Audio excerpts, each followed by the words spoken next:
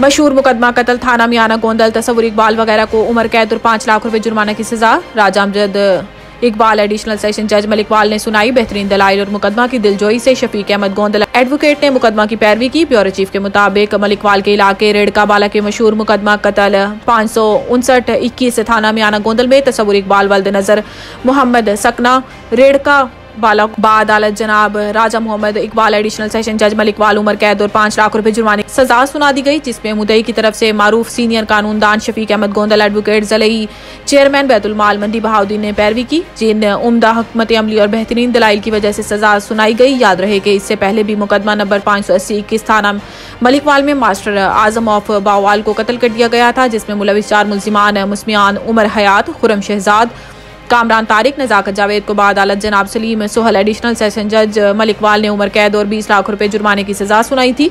इस मुद्दई मुकदमा ने मीडिया से बातचीत करते हुए कहा है कि हम अपने वकील, अदालत और जज साहिब के शुक्रगुजार हैं, जिन्होंने हमें इंसाफ मुहैया किया। अगर अदालतें इस तरह इंसाफ मुहैया करती रहें तो जुराइम और कत्ल गारत पर कंट्रोल किया जा सकता है। मारूफ कानूनदान शफीक अहमद गोंदल एडवोकेट ने गुफ्तगू करते हुए कहा है कि हमारा काम साइल का मुकदमा ईमानदारी और बेहतरीन हिकमत अमली से अदालत के सामने रखना है। अदालत का काम इंसाफ मुहैया करना। हम अपना काम ईमानदारी से करते रहेंगे और अपने साइल से वफादार रहेंगे।